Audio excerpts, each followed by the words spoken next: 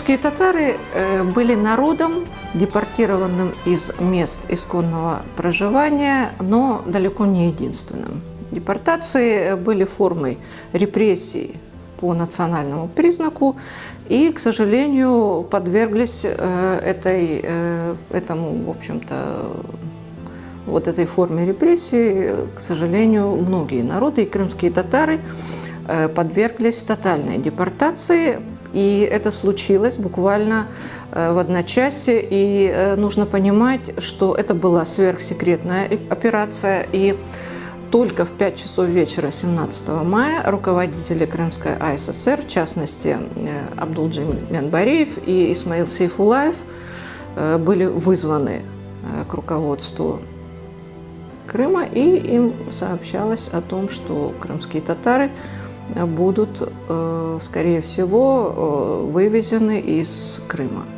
Ну, разумеется, до депортации оставалось всего несколько часов, и никто из, так называемого, в кавычках говоря, рядового населения, из рядовых крымских татар, конечно, об этом не знал.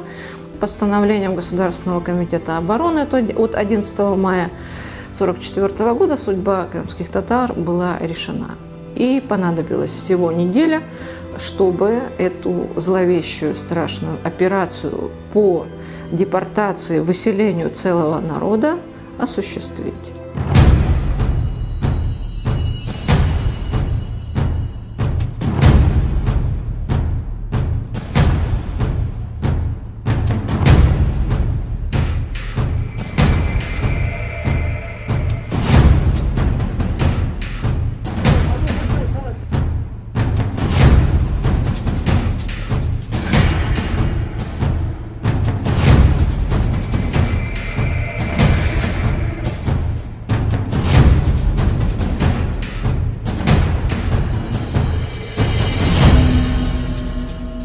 Після того, як у травні 2009 року на підставі моїх депутатських звернень і запитів була порушена кримінальна справа про факт геноциду Голодомору в Україні, до мене звернувся мій колега, друг Мустафа Джемільов допомогти йому в юридичному плані, що в такий самий спосіб була порушена кримінальна справа про визнання депортації кримських татар в травні 1944 року актом геноциду. І ось у вас є можливість побачити перше моє депутатське звернення 18 червня 2009 року на ім'я президента України Віктора Андрійовича Ющенка. І одночасно в цей же день таке ж депутатське звернення було направлено голові Служби безпеки України Валентину Наливайченку про порушення кримінальної справи за фактом геноциду, депортації кримсько-татарського народу та інших народів, які проживали в той час в Криму.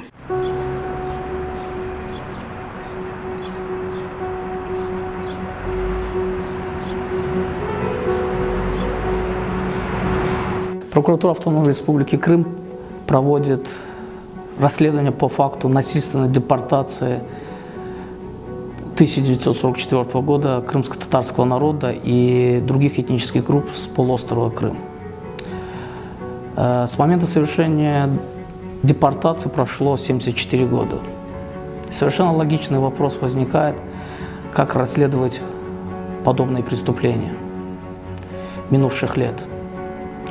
Хочу вам сказать, что данные действия Советского Союза того периода были квалифицированы нами как геноцид. Это международное преступление. Хочу вам заметить, что преступление, которого не имеет и не будет никогда иметь сроков давности. Крымско-татарский ресурсный центр ведет активную работу в оказании помощи прокуратуре Автономной Республики Крым.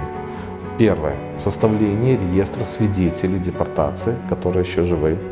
Второе. Их участие в даче показаний в судах, в том числе из оккупированного Крыма. И третье. В сборе заявлений и памяток тех свидетелей, которые нетранспортабельны и не могут приехать в суд. Розпочнемо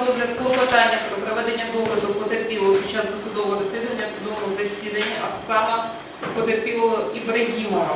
Будь ласка, пані секретар, доповідайте як учасників судового процесу. До судового засідання прибули прокурор Жакомін та потерпіла Ібрагімов. Фіксування судового засідання здійснюється з допомогою комплексу відео і перевірки фактів кримінального. Дякую за станом необхідні дані учасників процесу, пане прокурор. Каким образом 18 мая 1944 года вам была объявлена депортация? Утром рано, на рассвете, пришли солдаты. Эти солдаты делали перепись населения. 3 дня эти солдаты ходили у нас, спрашивали, сколько человек нас, что у нас есть в доме. Все спрашивали, перепись делали. А с вечера у нас полно машин заехало в село. У нас спрашивали, а чего это много машин? А мы в Севастополь едем на ремонт. Вот так говорили. Мы ничего не знали. И утром вот так вот 4 часа. Ну, дети все вот такие все. Пока все собрали, ничего не взяли с собой, ничего абсолютно. Как есть, так и вышло. Утром нас разбудили и стали, сказали, собирайте вещи. И через 15 минут уже деревня была, оказывается, отцеплена. Люди же не знали, они ночью отцепили всю деревню, хотя они как бы на отдыхе, эти НКВДшные войска, как бы на отдыхе в нашей деревне отдыхали после тяжелых каких-то там боев. Так они такую версию не говорили. В ночь 17 на 18 мая, точнее, примерно в 3 часа, в 4 часа, это зависит от регионов, была во всех регионах проживания крымских татар осуществлена эта операция. Давали очень небольшое количество времени, врывались в дома, стучали в дома, врывались в дома советские солдаты в самое уязвимое для людей время, то есть когда они спали, когда они беспомощны, дети плакали, кричали, не понимали, что происходит. Это запомнилось абсолютно каждому, кто пережил эту страшную ночь или утро. А утром уже автоматчики по спискам, которые были составлены предварительно, они предварительно описали всех татар, которые проживают здесь. Потому что у нас 2 семьи было русских, хотя они чисто по-татарски говорили, и их называли татарскими именами, но они были русские. Вот. Переписали эти 2 семьи русских, не тронули. Всех остальных, на 154 семьи, были погружены в вагоны и отвезены на станцию Сюрень. Постучали в дверь, заглянули. И трое, по-моему, было, да, военных. И дали вам 20 минут на сборы, 20 килограмм груза, собирайтесь. Мы открыла сестра дверь, смотрим, солдат стоит. И нам сказали, это татары, мы по-русски не знали вообще. Татары говорят, соберите дети, выходите на дороги и в другую страну уезжаем. Пришли, Что сказал? солдаты постучали, мама дверь открыла и говорит, вам 15 минут, собирайтесь, быстро одевайте, мы же все спали, утром рано, еще темно было. Он махнул рукой, я к матери подошел, дети плачут, солдат посмотрел туда-сюда, матери говорит, давай, наверное, быстрее. Помню, бабушка мне дала в руки кувшинчик с водой и говорит, нигде не оставляй, это нам надо будет все время.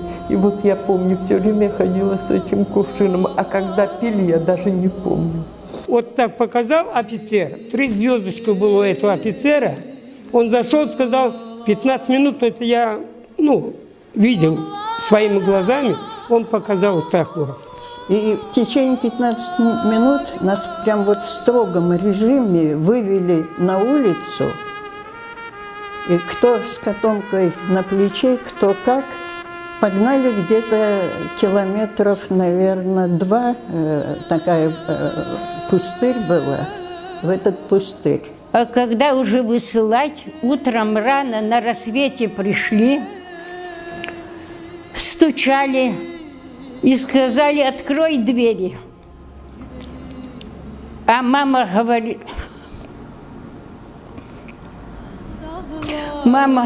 кто кто вы?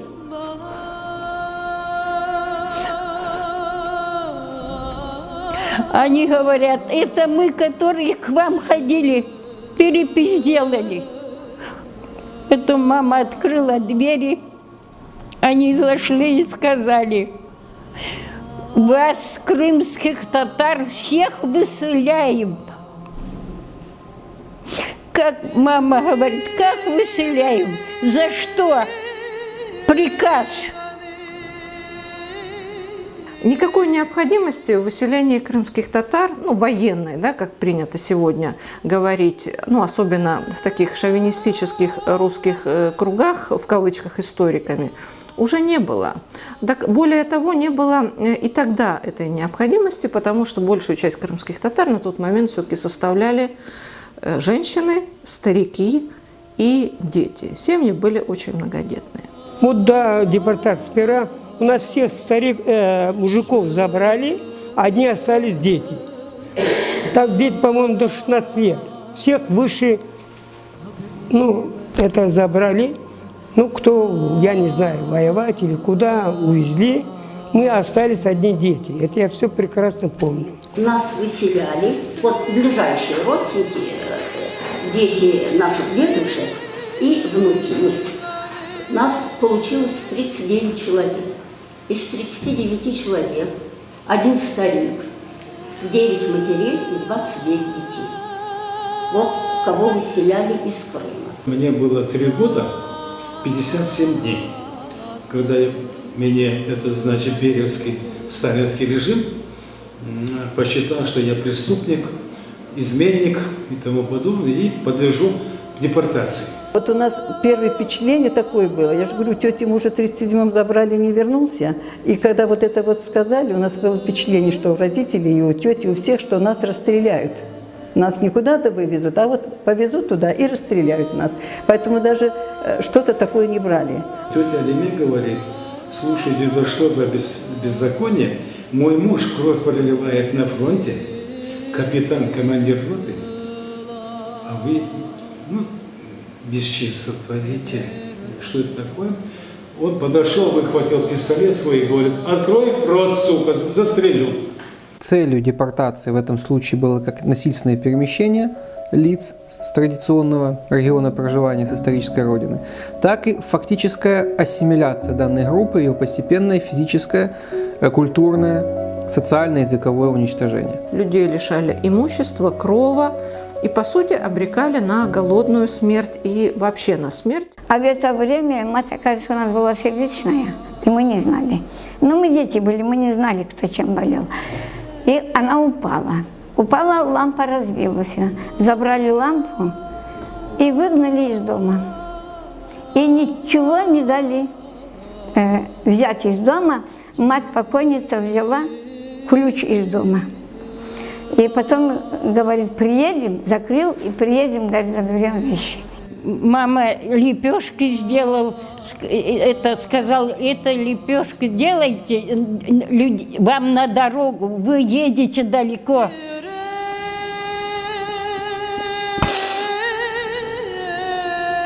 Бабушка плачет, мама плачет. Мама больная была, бабушка старенькая, а мы двое дети, мне было 8, сестры было 10. Что было вот так вот, мама собрала там кое-что. Мама растерялась, плакала, на детей своих смотрела больных. Она не знала, лишь бы детей как-нибудь забрать, а вещи даже я не думала об этом. Я помню, что мешочек сушеные яблоки мать взяла, ну, хлеба. Она сама пекла хлеб. Я помню, 1,5 буханки, что ли, хлеба взяла.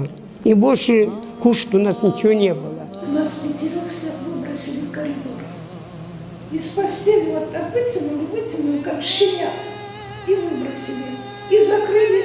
Все, нас и брать-то нечего было. Мама взяла Коран свой. И эта девочка, родной сестры, девочка на руку, она маленькая совсем была. И они не знали, они думали, что везут всех на расстрел. Ну, как евреев. брать они ничего не разрешили. Единственное, что мать взяла, одеяло, одну кружку, чтобы перед смертью дать хоть глоток воды. И Коран приложила к столику. Вот все, что могла взять.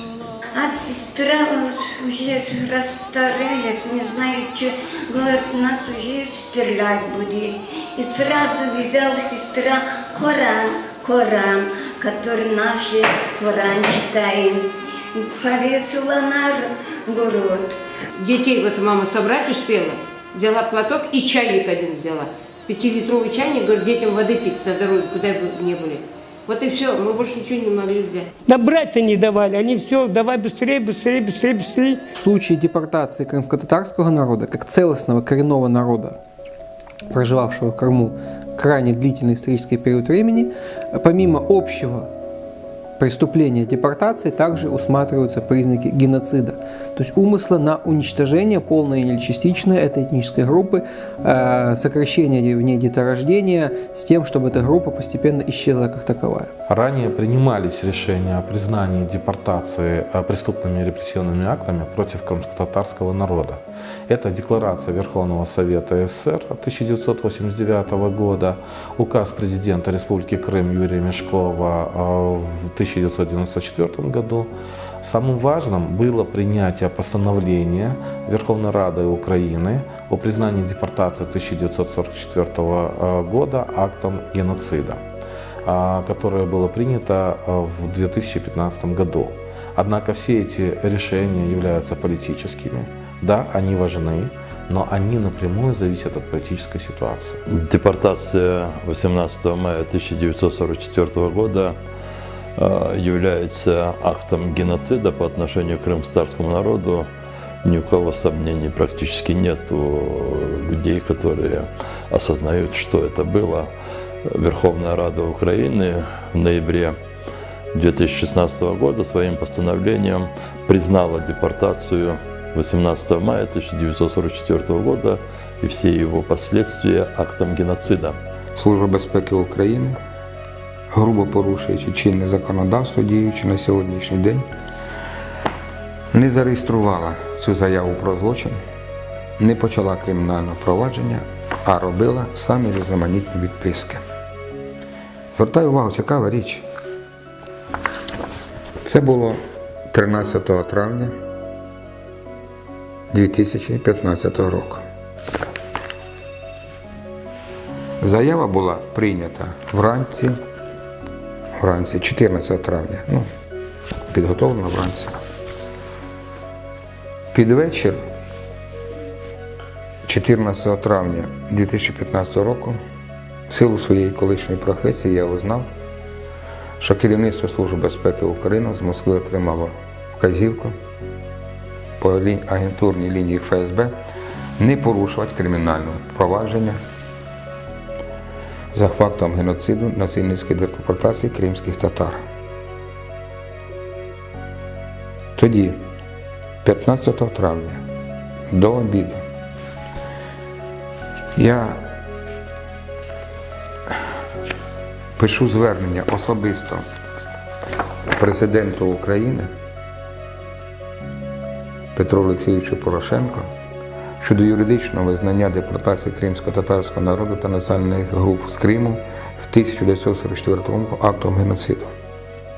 І вказую на те, що як от було 14-ту Службу безпеки передана заява, яку я отримав інформацію, і щоб негайно була дана вказівка почати кримінальне провадження. І розписую доказову базу вчинения акту геноцида против крымского татарского народа. Расследование этого дела – это цепочка правовых актов, правовых действий, которые происходят в государстве в соответствии с нормами международного права. И признание факта геноцида крымско-татарского народа постановлением Верховной Рады, которое было принято в 2015 году, и, соответственно, определение этого факта в законе Украины от 2014 года, но этого недостаточно для того, чтобы этот факт как факт геноцида нашел свое отражение и осуждение в обществе. Звертаючись до президента, я просив, щоб у діюче законодавство були внесені зміни, щоб ще й на законному рівні закону депортація кримських татар і національних груп по аналогії із Голодомором в Україні була визнана геноцидом. В силу різних причин, мабуть, і політичних, в законі це рішення не прийнято Верховною Радою. Президент України не вніс цей законопроект, який я йому рекомендував, там додати лише одне слово, що насильницька депортація кримських татар і національних груп у 1944 року з Автономної Республіки Крим є злочином – актом геноциду. Але хочу подякувати колезі Миколі Княжинському, який був автором проєкту постанови, що Верховна Рада не законом, а постановою Верховною Радою визнала депортацію актом геноциду. Це теж політично-правове рішення, але все-таки рішення. Целый день нас продержали на поле, и уже начинало темнеть, да, пошел дождь, открытая машина грузовая, нас погрузили и на станцию Сирен. Когда мы сели, все визжат, там собаки воют. Это кошки мяу, мяу, мяу. Все, кошки за хозяйкой бежут, за девчонкой бегут. Это же даже был случай, что собаку застрелил офицер. Там все, и одна половина сюда, одна половина, где конюшня была, на эту сторону, там собрали. Пока машины нету, и мы ждали, когда машины все погрузили и Симферополь. Мы были на кладбище, там ночь просидели, утром машины приехали. Много людей было, кроме вас там? Много было в поселке. Весь поселок собрали на кладбище. Из обстоятельств усиления я помню только, как где-то ночью темно было, грузили на машины. Вот такие есть, старинные машины. И вывезли на станцию. Потом подошла женщина, старушка. Ей было Альмате, по-моему, 92 года. Вот у меня в памяти вот это самое. Она Куран взяла вот такой. У нас книга Куран. Вот такой. Офицер взял, выбросил. Но она со слезами начала вот эти листы собирать. Солдат подошел, пнул эту старушку. Она опять, значит, за Куран сам, они берут, кидают. Она опять эти листья собирает, все такое. Подняли старушку, машину посадили. И половина Курана остался же, на земле. Опять, когда вот офицер отвернулся, она правым задом вот такой спасла, открыла все беду. И опять же этот листья начал собирать, опять ее начали бить. Хотя у нас возникают, правда, сложности такого характера, как отдаленность мест, где были расселены крымские татары. Это уничтожены на данный момент документы. Это то, что многие доказательства находятся в других государствах, таких как Узбекистан, Казахстан, Российская Федерация. Мы направили международное поручение в эти страны, чтобы нам предоставили архивные документы. Сложностью данного уголовного производства является то, что, первое, уже прошло более 73 лет с момента совершения тяжкого преступления. Второе, основная доказательная база находится на территории других государств. Третье, необходимо установить большое количество потерпевших и свидетелей, самым младшим из которых уже более 78-80 лет. И четвертое, конечно же, оккупация Крыма, где остались архивные документы и живет большая часть пострадавших и свидетелей. Отдельным Международным нарушением Конвенции о геноциде является уклонение от надлежащего расследования данных фактов, а также попытки оправдания геноцида, чем в данный момент занимаются оккупационные власти Российской Федерации. В частности, оккупационные власти Российской Федерации скрыли либо уничтожили все документы, связанные с расследованием геноцида крымско-татарского народа, собранные украинскими властями с участием органов самоорганизации крымско-татарского народа до 2014 года. Есть официальные документы оккупационной власти, так называемые официальные, свидетельствующие о том, что они отказываются предоставлять данные документы и сообщать их местонахождение. Это тоже отдельное международное правонарушение. Пришли последний, вагон не сели, прям двери. Я знаю. Станция была в Это вашем селе? Баксарай, Баксарайская станция там. И вот так сидели, и дверь закрыли, и мы... Вагоны со всех сторон с автоматами стояли, чтобы люди не разбегались. Толкали нас, как скотину, в эти товарные вагоны. Винтовком толкали женщинам, мужчинам, затолкали, закрыли дверь. Много людей было в вагоне? Да, полный вагон, там сидеть даже негде было. И я все время, как вези, меня на улицу не выпускали вообще, потом я не мог что-нибудь другое увидеть, кроме этих вагонов дырявых. Вот это вагон, забитый в шею был, наверное. Военный вагон был, наверное. И туда нам посадили, мы отвезли, в Узбекистан ехали, смотрим, в шею вот так полный, вот жоп вот так, одежда все в шею вот так. В вагонах теснота, не на чем сидеть, ни одежды, ничего, ни постели, ничего нет. Как эти селедки, в общем, были загружены в вагоны. Сидеть не на что. Стояли поздно уже, спать негде. Полный вагон людей. Вот за это я всем говорила, почему меня выслали. Чем моя вина? Я немца не видел, румын не видел. Партизанам помогал. И взяли мой поселок, немца полил, и меня выслали. За что меня выслали? Я голові Служби безпеки написав. Прочитайте самостійно.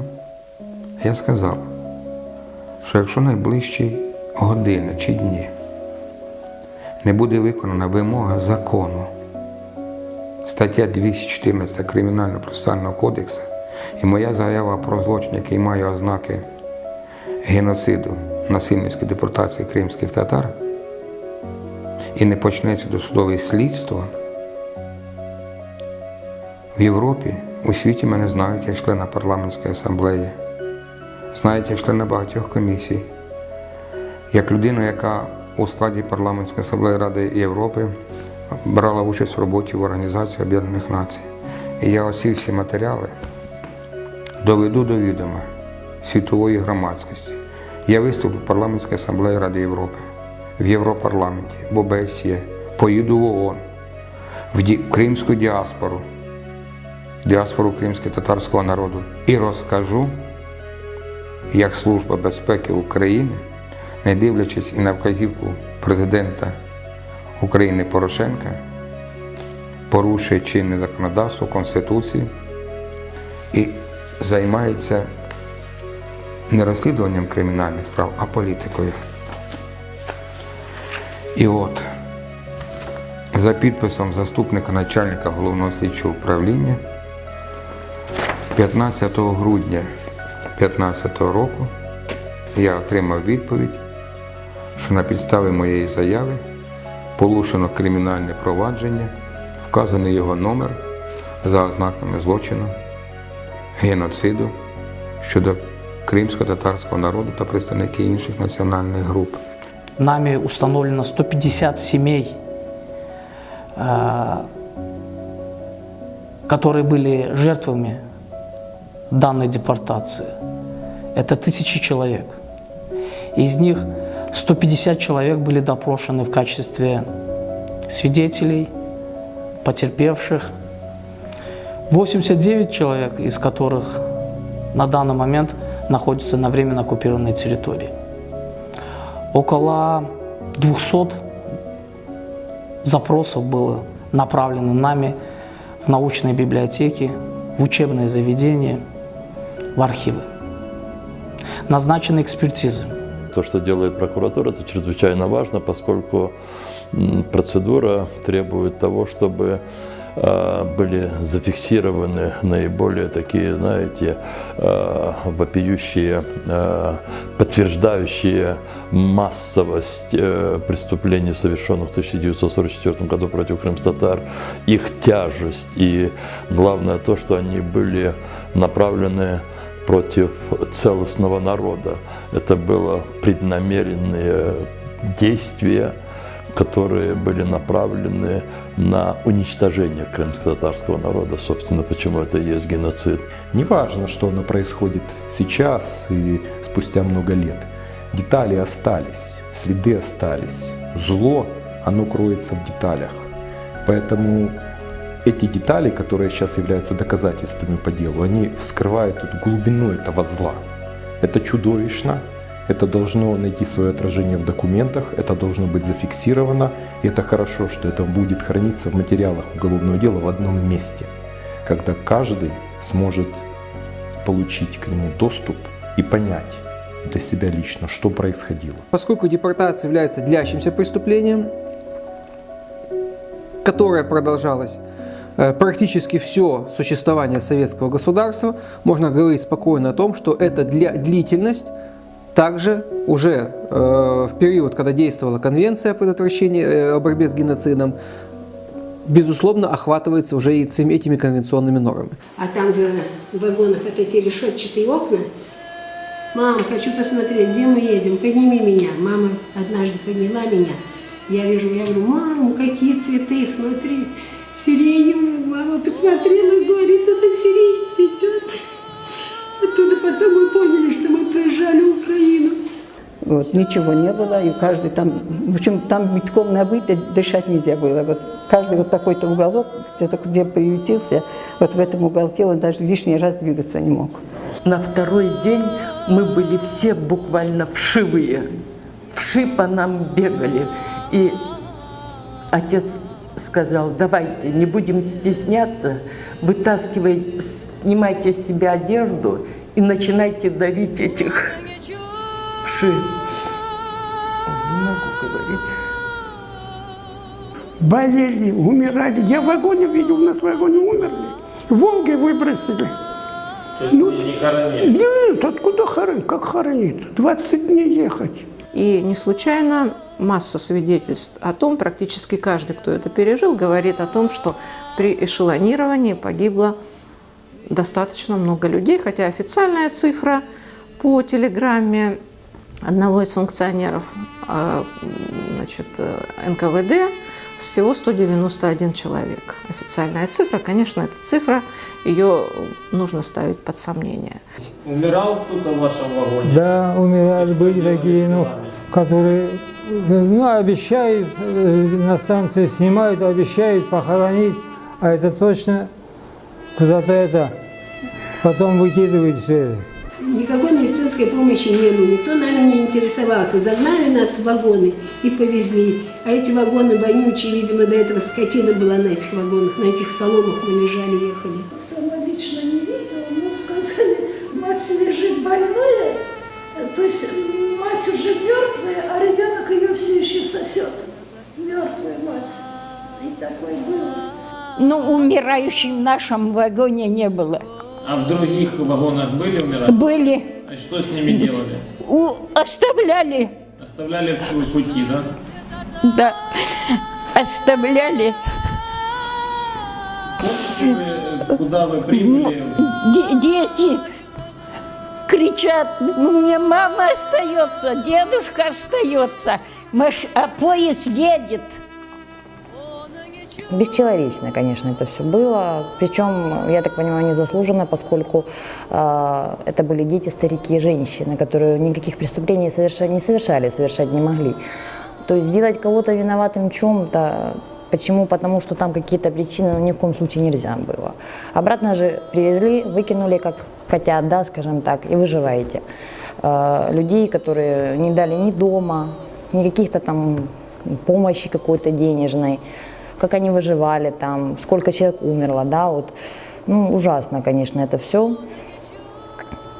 Говорю, многие плакали. Я сама чуть пару раз даже, знаете, вот слушала некоторые истории, но сижу сама, прямо вот слезы наворачиваются на глаза, ну, потому что мы, слава Богу, что мы это все как бы не видели никогда, и дай Бог, никогда наше поколение этого не увидит, да, как это все происходило. Солдаты, когда стояло, подходили солдаты, мертвых есть, вот мертвых они забирали, и люди спускались, хотели похоронить, они их не допускали. И говорит, мы сами похороним. И вот поезд трогался, а мертвые оставались на дороге. Как они рассказывают, на каждой остановке выкидывали покойников, никто их не хоронил. Мама говорит, что поезд остановился, дедушке было плохо, всем нужно было бегать в туалет. И в это время брат пошел к дедушку, чтобы слышал, как гудят, как поезда, что трогаться будут.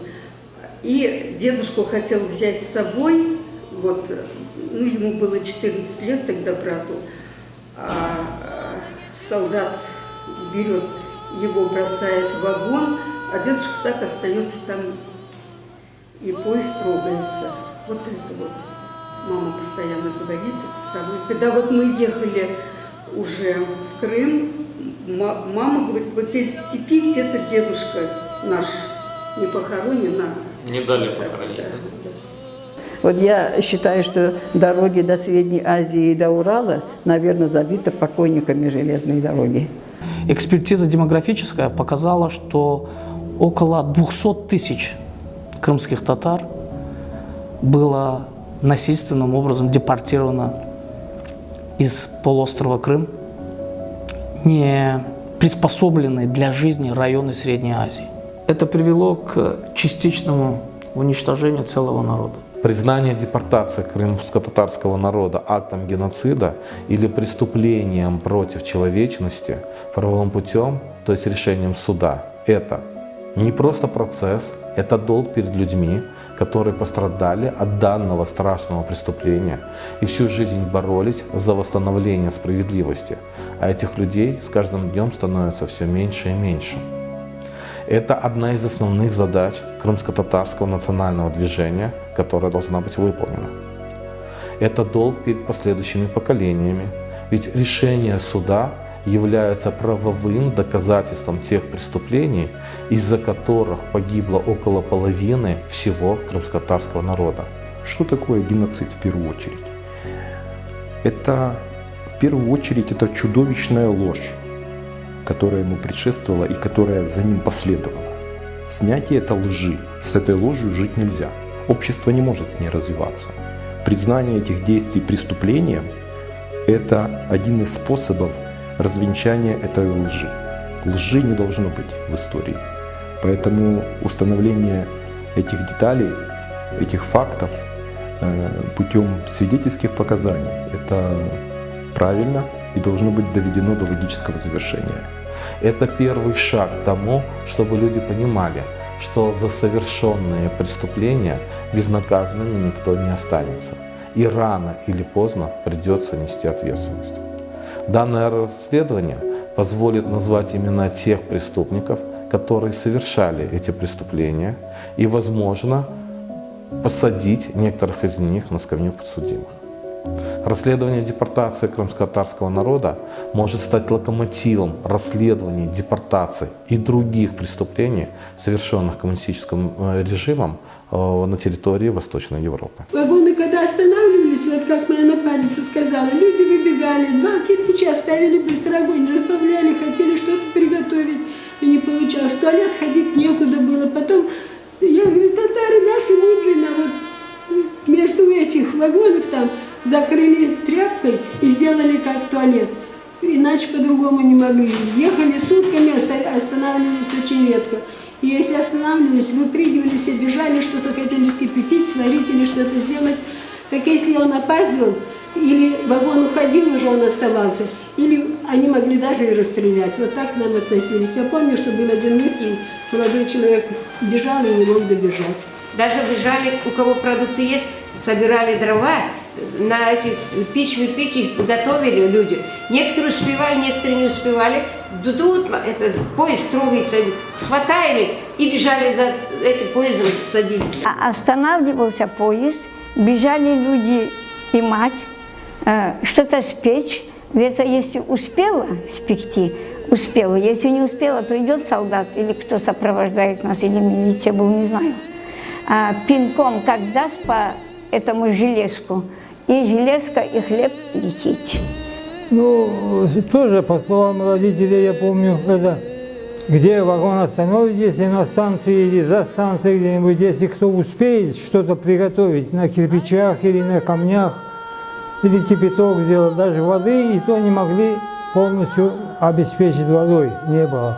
Чудо, дядя хотел остаться из вагона, вода нету пить. И котелок взял за водой через 2-3 линии, и поезд приехал. И брат бежит, дядя бежит, еле-еле последний вагон засипился, и к нам пришел без воды. И то без воды остались. Вот мы сейчас осознаем, что с нами сделали, а тогда мы просто сидели и смотрели, и когда уже начали голодать, тогда мы поняли, что что-то страшное. Я помню, давали кашу, но пока все сидят по вагонам и все отбирали, в общем, закрывали двери на крючок, а окна закрыты, вот в вагонах днем, в темноте, вот так вот ехали. Всего на ноябрь 1944 года, то есть через несколько месяцев, в местах спецпоселений крымских татар было порядка 194 тысяч человек.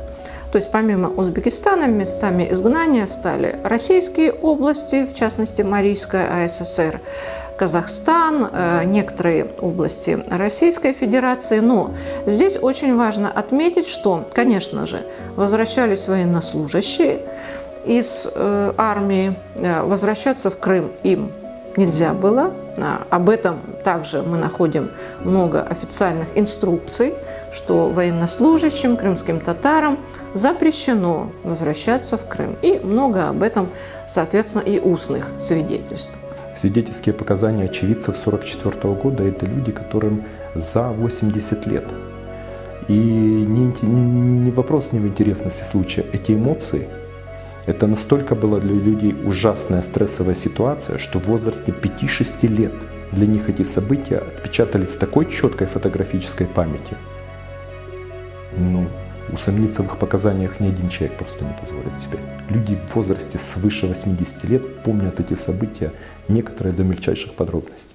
И мы приехали в Узбекистан, я так хорошо помню, вот этот костер разожгли, и все, у меня зубы, я так извиняюсь, все вот эти, у кого одеяло, у кого что было, так трясут, а там эти вши падают, они трещат. Это было зрелище ужасное, это никогда не забудется. И привезли нас где-то на участок отделения номер 2 назывался в то время. И там были такие разваленные дома, никаких условий там, ни воды, ни дров, ни печек, ничего не было. И так расселяли в каждую, например, небольшую комнату по 17, 20, 25 человек, по 3-4 семьи загоняли. И так мы долгое время прожили. И сейчас меня дрожь берет, когда я вспоминаю, во что нас поместили 11 человек. Это была кибитка узбекская, развалившаяся, ни окон, ни дверей, просто проемы были.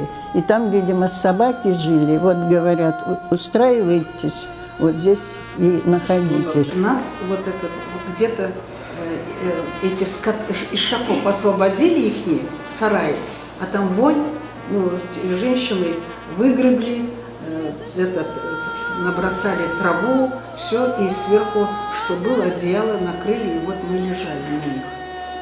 Нету ни окон, ни дверей. Нас привезли в одном бараке, мы жили 8 семьи. Была одна печка посреди барака. Там 1 или 2 склад, потом вот такие бараки, И вот так их загородили, да, вот до половины кирпичом, потом камышом. Шкатулили, вот маленькие комнатки. Дверь и окошко. Больше ничего нету. Не там жили. Нас отвезли в этот бараний, как сказать, сарай. И вот все туда закинули. Вот вам угол, вам вот угол, помню, все вот свой угол, у кого какие тряпки были, отгородились, но все-таки живые люди же. И жили там, одну комнату я помню, двери там не было, вот так одеяло было прикрыто, вместо двери одеяло, и все вот это, а мы все на полу спали. Никто не плакал, все в шоковом состоянии были, потому что просто это не условия были, а ад самый настоящий. Солому настелили на пол, у нас ни одеяла, ни подушки, ничего совершенно. И вот в одной части этого барака жили тоже семьи. Я помню, что мужчина, где его жена, где его дети, что он один там, или они все до этого умерли, или что. Его обнаружили, что он умер, и вынесли одеяло. Вот это одеяло чешело, шевелилось от вшей, вот эти большие белые вши. Вот это детское мое, вот как это вот одеяло, ее вытащили, часть сами. Вот так жили люди. Так вот, во время депортации и расселения крымских татар, не приспособлены, как я уже говорил, в районах Средней Азии, от болезней, чумы, эпидемии, погибло почти 110 тысяч человек. При самой депортации погибло около 8 тысяч человек. Это подтверждает тот факт, что тотальная депортация крымских татар 1944 года и последующее содержание в немыслимых условиях целого народа привело к широмасштабным преступлениям властями того периода. Я надеюсь, что эти материалы дела станут не только интересными для правовой, скажем так, людей, которые интересуются правом. Я думаю, что они будут представлять собой историческую ценность, и осуждение этого факта, расследование его, будет отвечать в том числе и выполнять международную резолюцию Парламентской ассамблеи Рады Европы 2006 года 1481, которая требует осудить последствия тоталитарных режимов бывших коммунистических. Это правильно, так должно быть. Первое время они нас очень боялись. Им говорили, что вот трехглазые звери какие-то едут, будут издеваться, бойтесь их. И вот кругом стояли и смотрели как на нас, как на диких зверей. А потом посмотрели, что мы обыкновенные люди. Ну, они мусульмане, и мы одинаковые молитвы у нас, одинаковые. Это потом стали помогать, кто чем мог. Ну, помогали как, у одних в чердаке мы жили, а там между каждой балкой вода течет. А нас шкуркой укроют, вот так мы втроем сидим, на голове шкурка вместо зонтика и кругом капает. Вот так помогали, что это. Местное население дико смотрели. Так по их разговору говорили, что у вас рога есть одни, рога, как у носорога. Отношения, ну нет ничего, да, нет ничего. Кому ты нужен? Нет. Этим людям разъяснили с первых дней, что к вам едут с рогами, люди с рогами, и одноглазые люди едут. И люди прятались. А потом они говорят: вай, а нам сказали здесь, что вы одноглазые, двурогие, а вы, кажется, такие же люди, как и мы. Люди удивлялись. Вы знаете, вы, говорит, еще боговерующие, вы Богу молитесь. Это, говорит, чистоплотный. А нам, говорит, говорили: будьте осторожны, Привезут людей, люди едут, рогатые, одноглазые, людей кушают, детей, говорит, прячут детей, людей кушают. Лично вот эта женщина, она мне говорит, а вы, говорит, такие люди, говорит, как обыкновенные, вы, говорит, такие чистоплотные, все. Вот честное слово, это вот все это правда. Ну, первое время, конечно, они никто принимать и видеть нас не хотели, боялись, их пугали, потому что людоеды едут, одноглазые. Потом они рассказывали, потом видели, что народ спокойный. А наши соседки ходили, посмотрели, что кто-то Коран читает, кто-то, они увидели, оказывается, мусульмане, и начали относиться средние так.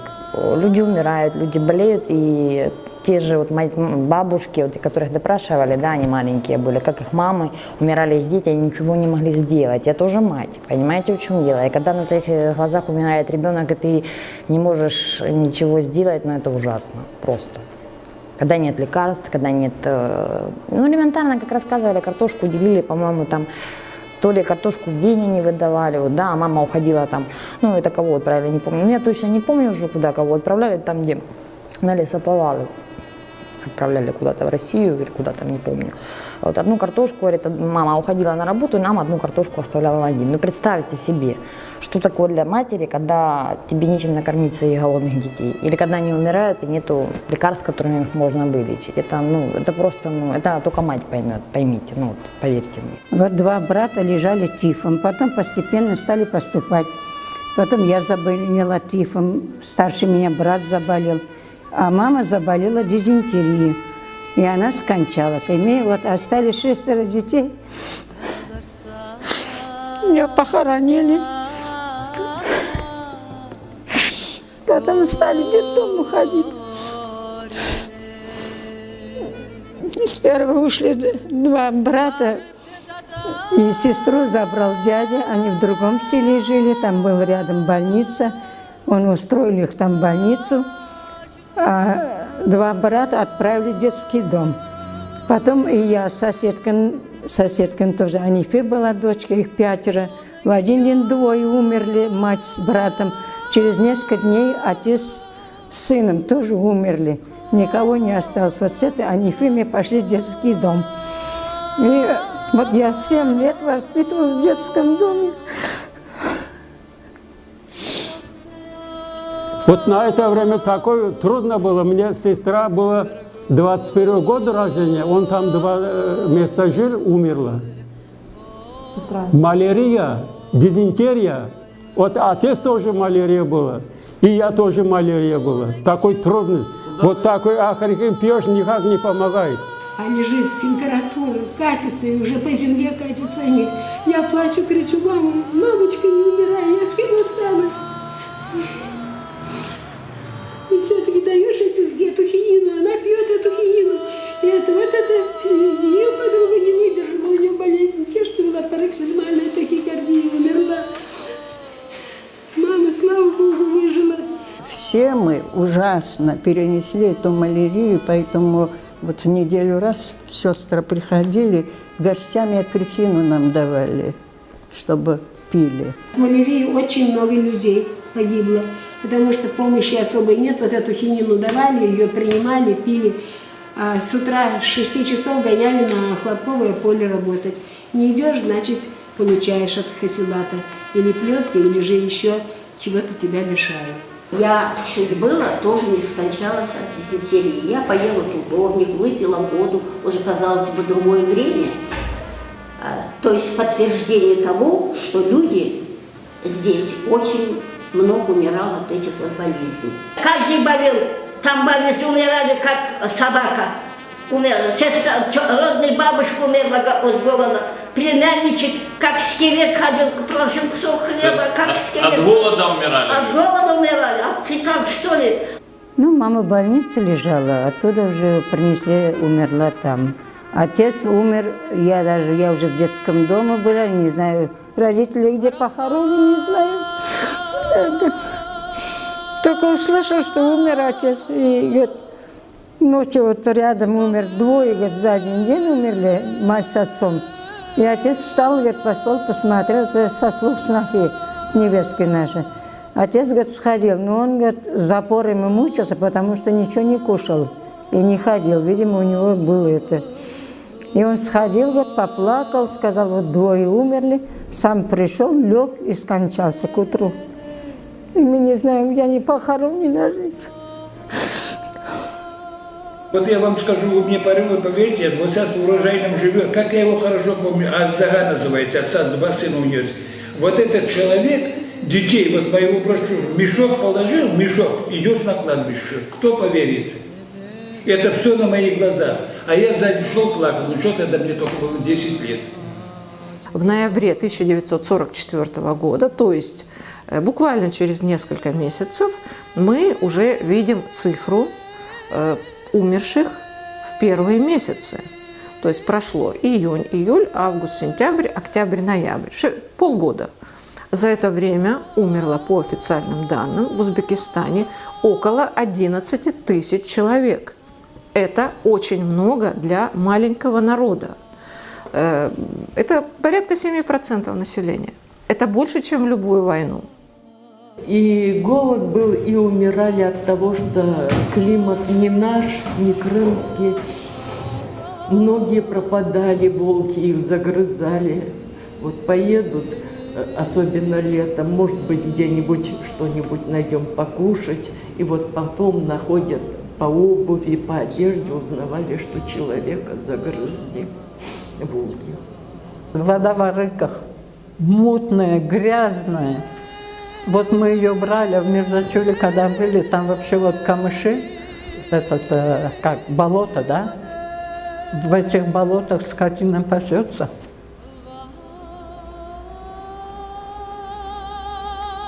И в этих следах вода набирается, мы вот это набирали, у кого баночки, у кого какая поломанная пиалка или картошка. Эту воду собирали. Жгли вот этот камыш, а он руки режет, у меня все руки аж белой косточки видно было. Бабушка у меня в 49 году, 21 января, умерла в Марийской АССР. Остался там.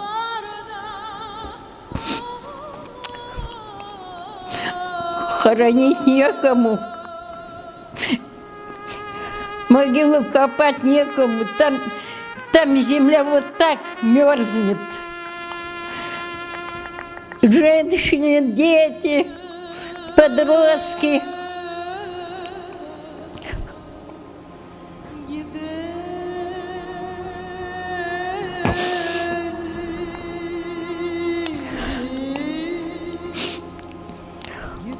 Похоронили бабушку. И люди умирали, им не давали ничего, чтобы хоронить.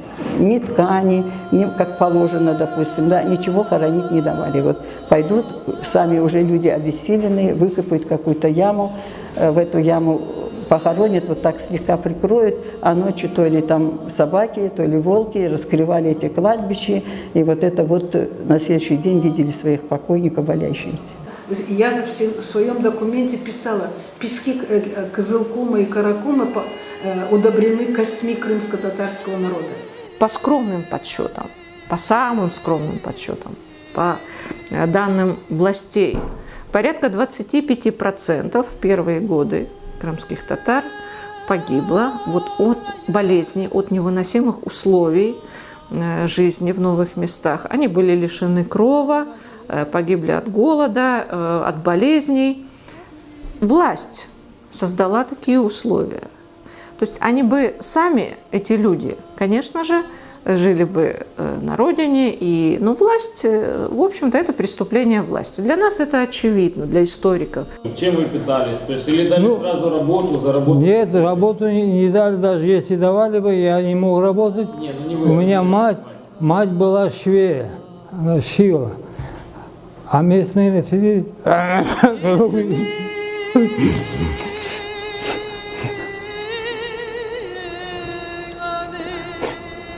Извините.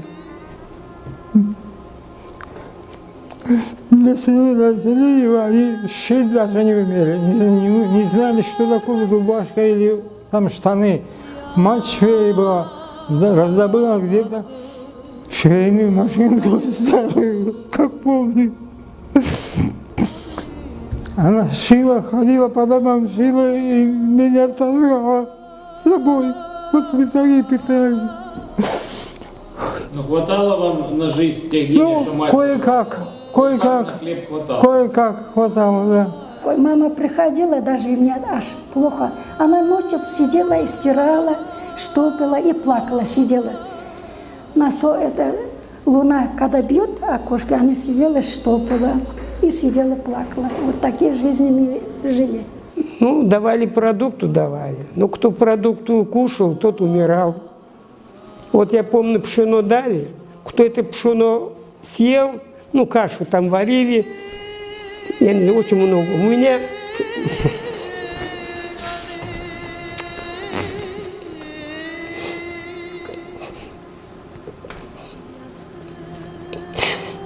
Иногда вот такой жугарик лепешечку кушаем. Вот это на целый день. Вот так сидели. Дверь закрыта, там две окна, один стекло есть, два нет. Вот такое стекло, и дверь закрыли, мы сидели там в темноте. Там 1, 2, 3 семья жили в вот этой комнатке. И которые, я думаю, вот это красный кирпич, которые были эти расколоты, ну, на печке, да, знаете, да, печка. Вот. Я думаю, это крошки хлеба, я эти крошки кирпича ем. Если кто-то постучится, мать постирала, я не мог сидеть, я голый, я бежал и прятался за печку. Абсолютно нечего было одеть. Представляете? Урал. Ночью волки вот так вот подходили и были. Страшно было выходить. Мы собирали ягоды, продавали, ходили. Какой-то, чтоб кушать, чтоб не умирать. Были и умирали. Мужиков нету, хоронить некому. похоронили, через 3 дня приходим, смотрим, нету их, сокалы вытаскивали и жрали. Копать мало, покопать, закопаем, так силы нет. Если мы прочтем Конвенцию о геноциде, мы видим, что там есть статьи о том, что не только некое прямое убийство, не только даже убийство одного человека или то, что его обрекли на гибель по национальному признаку, является геноцидом. Применительно к крымским татарам очевидно, что это был акт геноцида. Так процессуальным руководителем данные действия были квалифицированы по части 1 статьи 442 Уголовного кодекса как геноцид. И им же было подготовлено проект уведомления подозрения руководителям того периода. Расследование данного дела направлено не на то, чтобы его подтвердить, а на то, чтобы осудить в обществе, в первую очередь в нашей стране, этот факт. Он требует осуждения для того, чтобы на его основе воспитывалось дальше поколение. Если к нам в дом приедет гость из другой деревни или вообще родственник где-то нашел, без разрешения комендатуры от того места, откуда приехал, то наказывалась глава семейства. Штрафы были, там наказания, вплоть до тюремного заключения. Поэтому принимать каких-то родственников это было строго запрещено и без разрешения комендатуры. Вот самовольная отлучка куда-нибудь 25 лет. Подписываю за это дело, я сам подписываю за этот протокол, или как его называли. Вот он каждый месяц ходишь, подписываешься, что я никуда не убегу и ничего не сделаю такого плохого. И вот подписываешься, в следующий месяц, ну так это до 53-го года, пока это милый человек, извините за выражение, не сдох. Они просто очень строго смотрели на нас, как я помню. Я всегда, подходя, ежемесячно же расписывалась, подходя, я всегда дрожала. Они так это сурово смотрели всегда. Бригадиры издевались над девушками. 15-16 лет заставляли работать. Ну, я даже сам лично камнем кидал на бригадира. Ну, по дереву затащил девчонку. Ну, я вот сюда в хребет попал. Он отвернулся, девчонку убежала. Ну, а потом я 3 дня прятался. А если не хочет кто-то идти на работу? Не хочет, заставляли кнутом. Кто заставлял? Там были узбеки на лошадях, ездят, даже кушать нечего, идем этот собираем, пшеницу, чтобы что-то готовить. Кнутом гоняли всех, нахально. Двигаться дальше 5 километров от того места, где мы жили, мы не имели права. У нас жизнь такой был, мы очень тяжелой жизнью жили. Один галош на 2 сестры меня. Она придет, если погода хорошая, я иду в школу. Когда плохой, мы не можем ходить. Вот так я 4 класса кончила, потом не учился и работал. Нам и в школе даже разговаривать не разрешали на татарском языке, не то что там. Даже радио, если играло радио, то 10 минут в день радио. А так, чтобы если концерт сделать или это куда-нибудь сходить, такого ничего не было. А радио всего 10 минут играло. Я об этом писала, о культурном геноциде тоже писала. Не только физический геноцид, но и культурный геноцид. А в тот день, в 1956 году, когда был указ о снятии спецпереселения с крымских татар, всех крымстар собрали в клубе. На сцене были установлены столы, и каждого вызывали по фамилии, чтобы выдать паспорт. Паспорта уже были заготовлены, но их сразу не стали давать. Когда вышли люди первые, им подали типографскую, бланк типографский, уже заготовленный, расписка о том, что я такой-то, такой-то отказываюсь от движимого и недвижимого имущества, оставленного мною в Крыму. И люди вынуждены были, некоторые сначала не подписывали, но потом со временем, месяц-два, все равно не подписали. Потому что паспорт нужен был для передвижения в той местности. Я в Узбекистан в институт направил документы, в институт, чтобы поступить. Авиационный институт поступать хотел. И когда я уже... Вот это убивает человека, вот это вот. Я сдал экзамены, помню, знаю, что все хорошо сдал. А когда пришел, искал фамилию, что это, я, выходит, не прошел. А почему не прошел? Это, провалился. Они спрашивают, вот если ты в узбекскую школу, это отделение пойдешь, ты можешь пройти. А если в русскую идешь, нам нужны свои кадры. Короче говоря, сказали мне так, нам нужны свои кадры, по-узбекски сказали вот эти слова. Потом я в 65-м году вышла замуж, у меня родилось 3 детей, и кормя этих детей грудью, я говорила, вы должны были, пела им песню о Нине, и говорила, вы должны были родиться не здесь, вы должны были родиться только в Крыму. Но это сбудется когда-нибудь.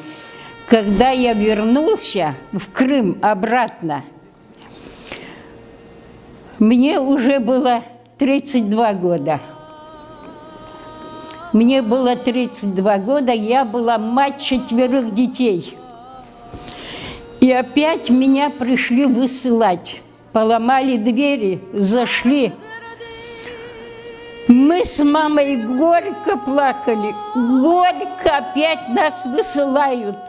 Во-первых, под состав соучастия в данном преступлении подпадают и акты вторичных депортаций, то есть противодействие советской властью и ее правопреемниками, например, нынешней российской властью, в процессах возвращения из мест депортации на историческую родину.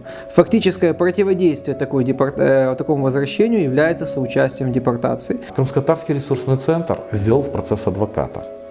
Кроме того, мы начали активный поиск людей, которые подвергались вторичной депортации в 70-х и 80-х годах прошлого столетия.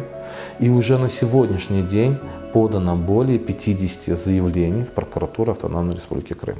Генерал здоровый заходит. Вот эта моя 6-летняя дочка выскакивает с кровати. обнял этого генерала ноги и просит: не бейте папу, не высылайте нас. Эти два судоисполнителя слезами ушли, а это генерал взял, уже мы в совхоз ходили работать, взял, черешня закатала, взял эту бутыль и говорит: это детям на дорогу.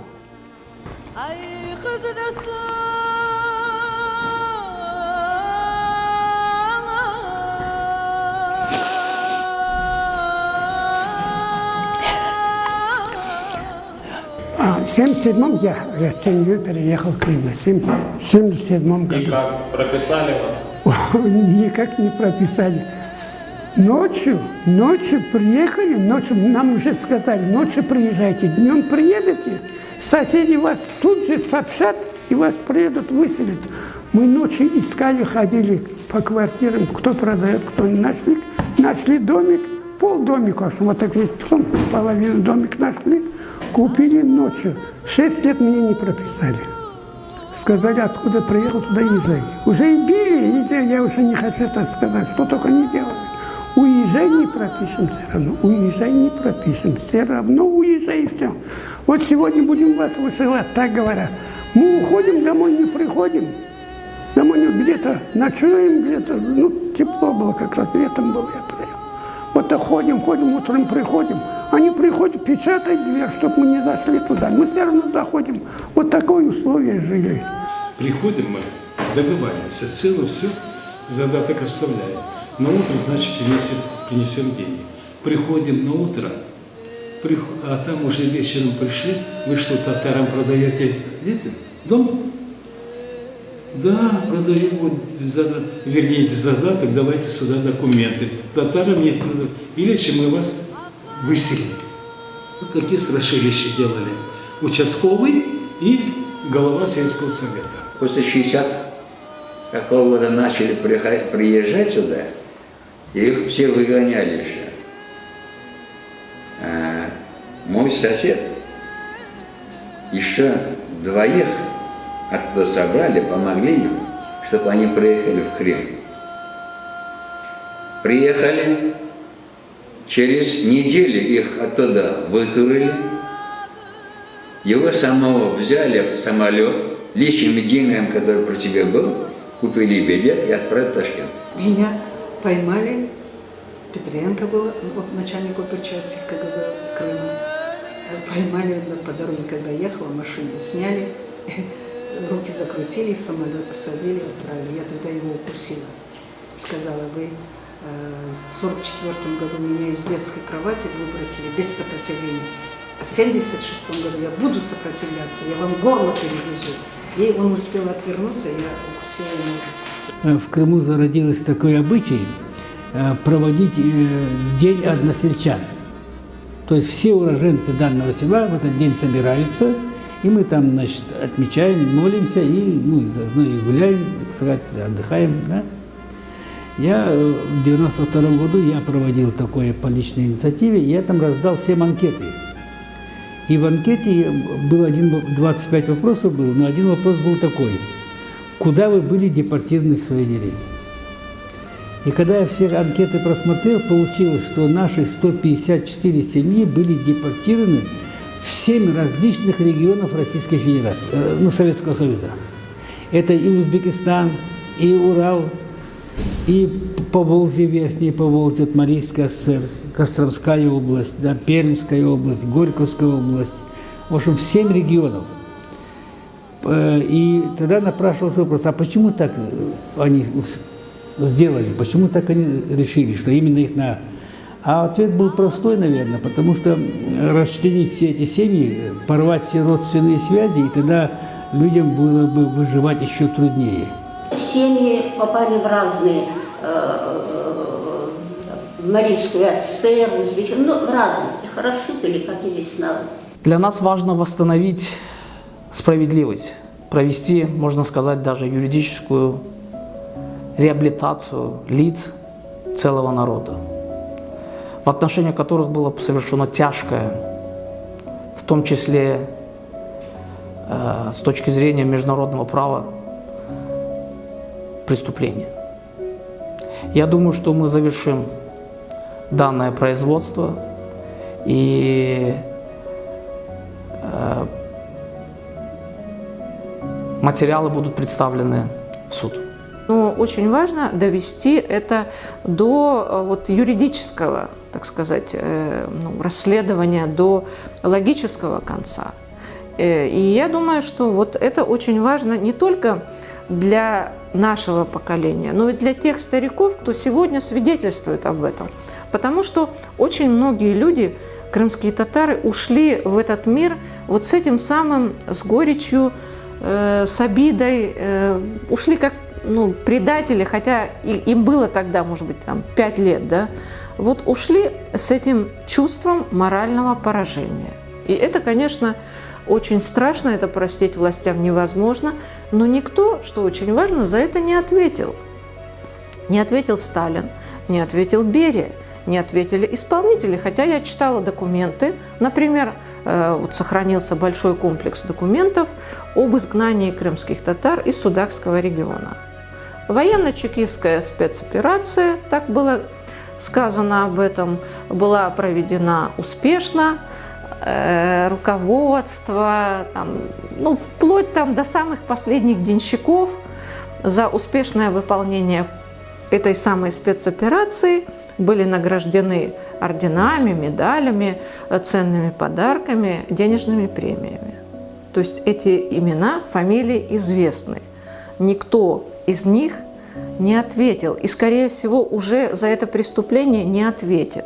Должен быть окончательный судебный акт по данному делу, который установит, скажем, виновность определенных лиц. Но за этой виновностью следует очень много фактов, очень много выводов, которые будут иметь значение для предотвращения любых последствий глобальных нарушений прав человека не только в нашей стране, но і в цілому і в других обществах. Мені, українців, це ідентична біль була духовна, як для кримських татарів.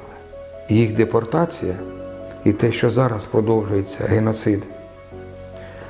І така ж ідентична біль загиблих моїх рідних і близьких земляків під час Голодомору, геноциду. І по кримських татарах, і по Голодомору. І я чув очевидців, які це розповідають. А крім того, я в руках тримав, вивчав, аналізував, співставляв документи, які це засвідчили, які це були масштаби поголовного винищення кримських татар, українців, тим проклятим сталінсько-комуністичним режимом и тією коммунистичной идеологией, яка была ними запроваджена.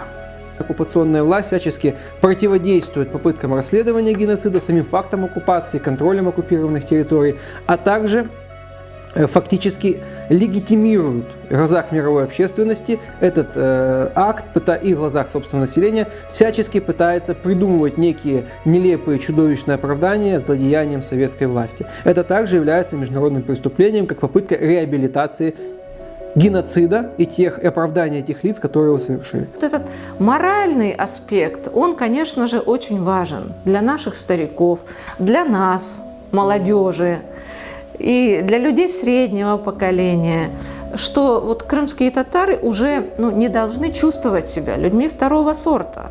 И я считаю уже, вот как историк, что любое преступление должно иметь наказание, потому что у каждого преступления есть преступники, у них есть имена, у них есть должности, их нужно назвать. Мы не можем многих из них вызвать на допрос, но мы можем назвать их имена, потому что никто из них практически не раскаялся. Для Украины, прежде всего, это значит, будет признанием того, что такие вещи, преступления имели место, да, по отношению не только крымским татарам, но вообще тогда, что происходило в то время, понимаете, в чем дело? Тогда же не только крымские татары пострадали, тогда, скажем так, ну, вся Украина, весь Советский Союз страдал от этих политических преследований, от этих репрессий, это все, ну, все это уже известно, скажем так, это уже не секрет, но я думаю, что это будет важно, да, именно на политическом международном уровне. Для Украины это имеет большое значение, потому что цепочка расследования дел, которое является преступлением против народа, во-первых, это геноцид, установленный факт Голодомора.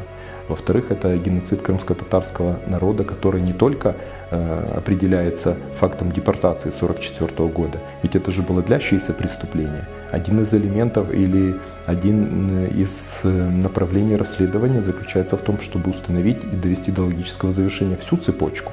Поэтому именно вот здесь сложность данного процесса. Сегодня украинскому государству очень важно и для своего развития, и для того, чтобы крымские татары, как государство, образующее этнос в Крыму, чувствовали себя комфортно, чувствовали себя людьми такими же, как все остальные, а не какими-то там детьми, внуками предателей, да, как это было вот до последнего времени. Для меня важно, что восторжествование справедливости, принцип неотвратимости наказания. Несмотря на то, что прошло столько времени, я думаю, что оценка действиям этих людей, хотя уже многих из них нет живых, должна дана правовая правильная оценка. Справа не завершена. Об'явлена лише підозра 2 особам, а по крайній мною встановлено близько 3 десятків осіб, головних організаторів і співорганізаторів вчинення акту геноциду проти кримсько-татарського народу. Ну і я тримаю цю справу на контролі особистому, хоч уже і народний депутат. Очень важно, несмотря на то, что тех людей, которые были очевидцами депортации, их самих депортировали, их осталось не так много, но то, что делает сейчас прокуратура, чтобы в соответствии с нормами законодательства Украины и процедурами закрепить все эти показания, это чрезвычайно важно, поскольку они станут, эти показания станут в основу будущего международного суда, в чем я не сомневаюсь, и они будут частью международного суда над сегодняшними действиями Российской Федерации, чьи преступления направлены опять же по национальному, по этническому признаку против крымстатар, являются таким проявлением, преступлением этноцида, поскольку они практически, сегодняшние правители России, повторяют преступления Сталина. Конечный результат должен быть один. Признание данного факта геноцидом, судебным решением. Очень важно, чтобы это расследование было доведено до логического конца, то есть до признания депортации 1944 года геноцидом крымско-татарского народа. Крымско-татарскому народу необходимо судебное решение, которое не будет зависеть от политических процессов, и никто его не сможет отменить. Дело о геноциде крымско-татарского народа, как и дело о геноциде украинцев, евреев, ромов, является актом справедливости, который должен символизировать невозможность повторения этих преступлений снова.